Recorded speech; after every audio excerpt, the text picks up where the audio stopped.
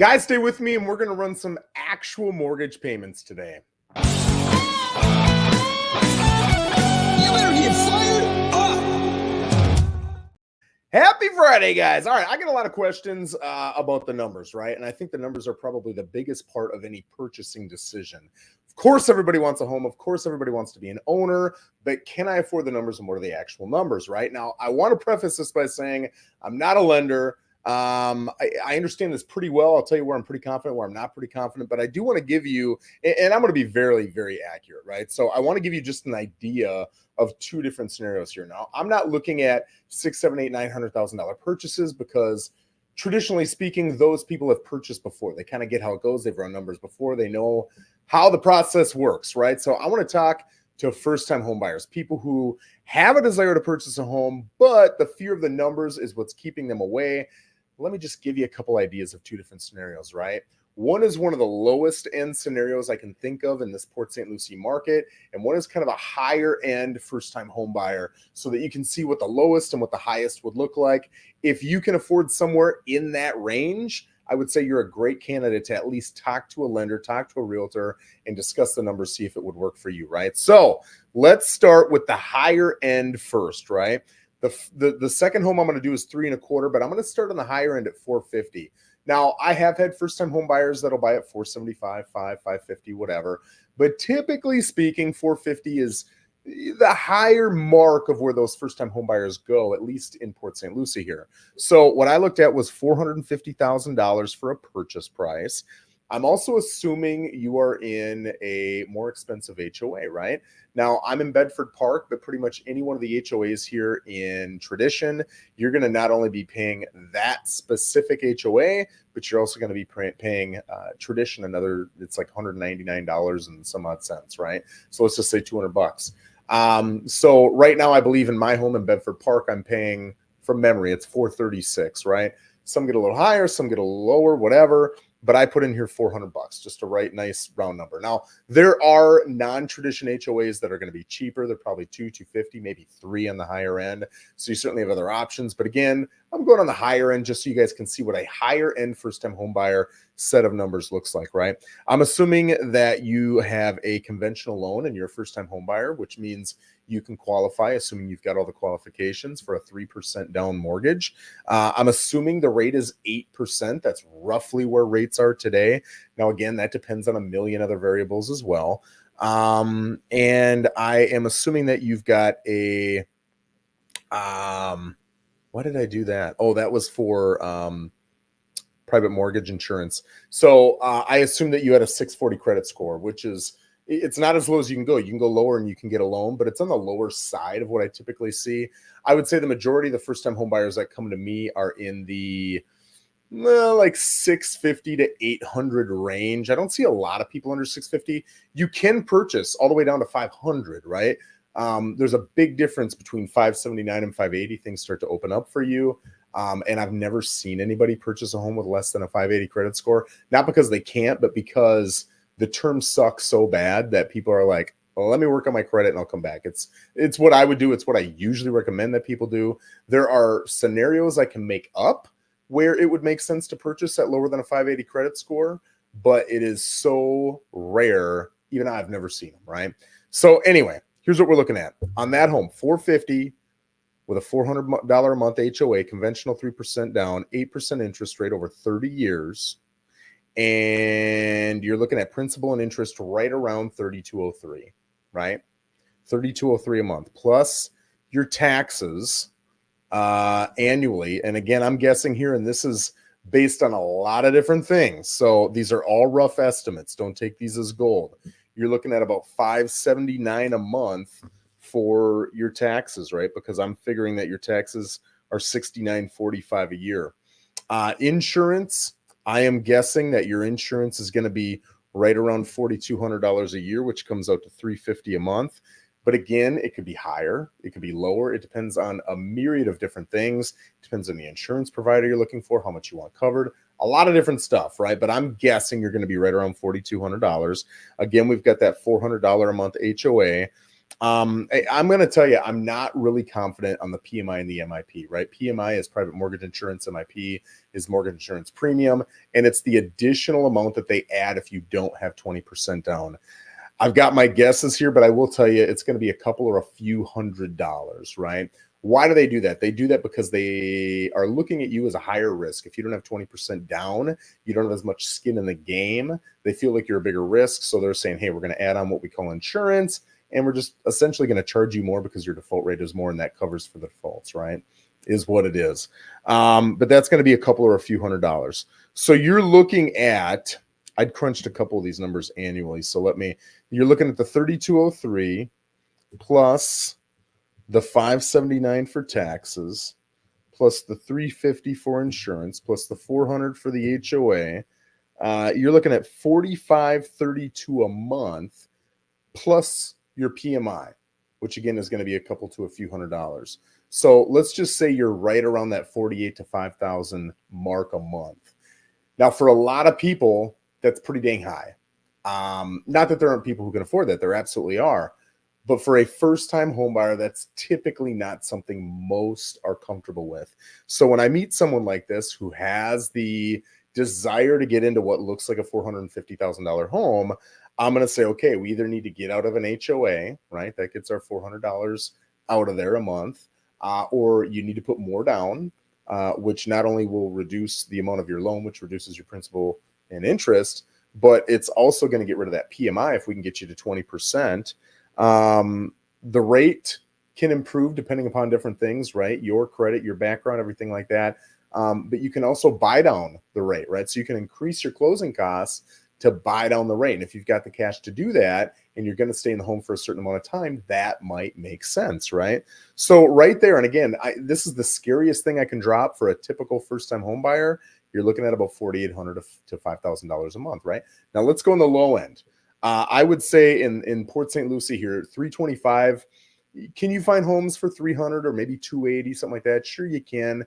But typically, as you go below 325, you're going to have to put cash in to get it where it needs to be livable. And by the time you do all that, you're going to be at 325 anyway, right? So go to a 285, you're probably going to have to put, now I got to do math, $40,000 into it with, updates and the roof and the AC and the water heater and what. You might as well just buy the 325. So again, that's why I picked 325 here. I think that's a home.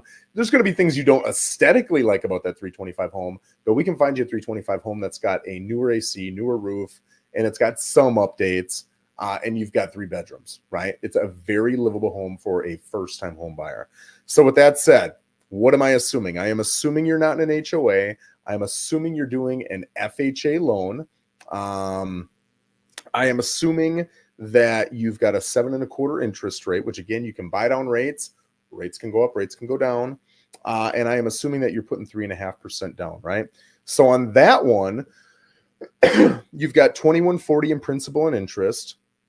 I'm guessing you've got about $46.80 a year in taxes, which is, that ain't right. Let's try that math again. Divided by 12, $390 a month. And then I'm guessing your insurance is going to be around $3,200. Again, it depends on a myriad of things, but that's a lower end number that I would assume is pretty realistic. So that's $267 a month. You have no HOA. And again, I'm not overly confident on the MIP. So I'm not going to get into that, but I'll say it's a couple to a few $100s a month. So you're looking at, let's do the math here, $2,140 for the principal and interest, plus the $390 for the taxes, the $267 for the insurance. You're looking at $2,797. So let's just say $2,800 plus the MIP. So you're looking at $3,000 or a little bit over $3,000 a month, right? That's kind of on the lower end of what you're able to do right now. And that is assuming that you're putting the minimal amount down, which is 3.5% on an FHA. So now let's look at those 2 different scenarios. Now that we know the monthly payment, and look at cash out of pocket to purchase, right? And there's a million things that go along with this too, and I'll explain them here in just a second. So on the 450, your down payment at 3% on a conventional loan is going to be 3%. And so that's $13,500. Okay. And I want you to look at these two things very differently because there's rules with how you can get help on these different things.